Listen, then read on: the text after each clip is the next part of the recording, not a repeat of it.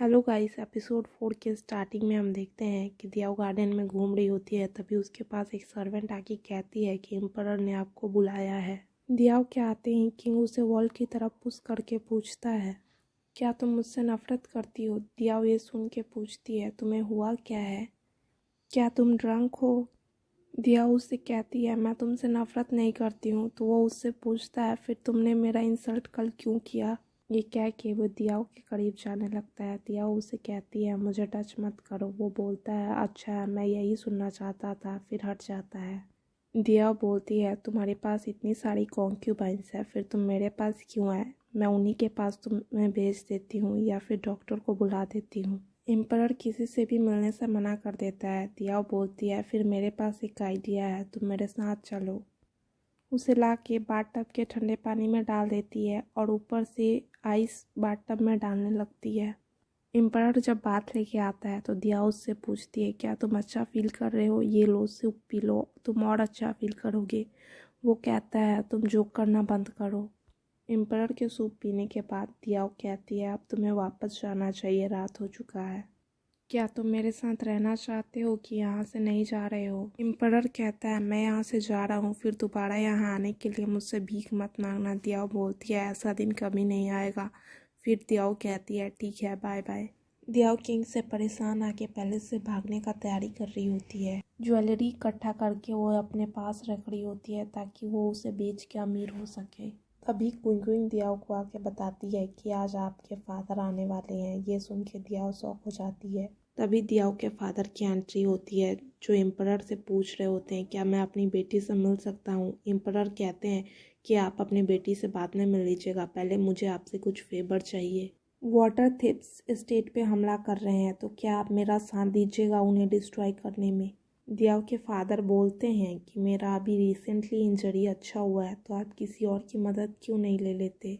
Emperor पूछता है, तो फिर आपके हिसाब से मुझे किसकी हेल्प लेना चाहिए? दियाओ के फादर बोलते हैं, वांग की। एम्परर कहता है, मैंने सुना है कि वो बचपन से ही बड़े लाड प्यार से पला है, अगर वो हार जाएगा तो मुझे बड़ी मुसीबत होगी।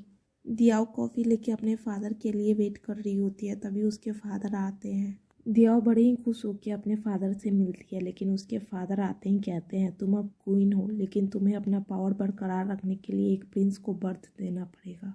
दियाओ अपने फादर को बताती है, पर एम्परर मुझे लाइक नहीं करता। उसके फादर बोलते हैं, ये मैटर नहीं करता कि वो तुम्हें लाइक करता है या नहीं, जितना बात तुम्हें कहा गया है उतना करो और अपना ख्याल रखो। ये कह के वो वहाँ से चले जाते हैं। दिया अपने मन में सोच रही होती है कि आपके चेहरे पे लिखा हुआ है कि आपको बस पावर चाहिए। नेक्स्ट डे दिया क्विंग से पूछ रही होती है कि मेरे फादर ने मेरी स्टेप मॉम से शादी क्यों किया? क्विंग पूछती है, क्या आपको पता नहीं है कि आपकी माँ और आपकी स्टेप मॉम दोनों बहनें थी? दियाओ ये सुन के शॉक हो जाती है।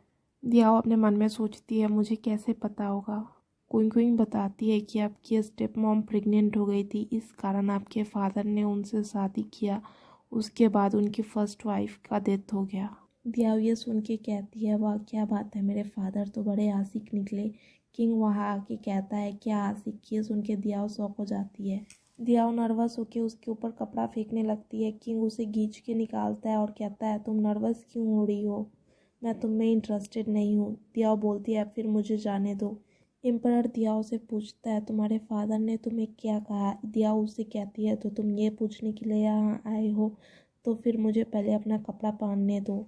एम्परर उससे कहता है, नहीं, तुम पहले मुझे अभी बताओ, फिर मैं तुम्हें जाने दूंगा। दियाओ गुस्सा हो जाती है और उसका हाथ हटाती है, तब तक उसका टावल गिर जाता है। एम्परर उसे देखने लगा। दियाओ बोलती है, बेशरम इंसान, तुम्हें शर्म नहीं आता है? और किंग के नाक पे एक पंच मारती है। दियाओ के मारने के कारण एम्परर के नोज से ब्लीडिंग हो रहा होता है। दियाओ उससे पूछती है, क्या मैं डॉक्टर को बुलाऊं? एम्परर बोलता है, ज़रूरत नहीं है।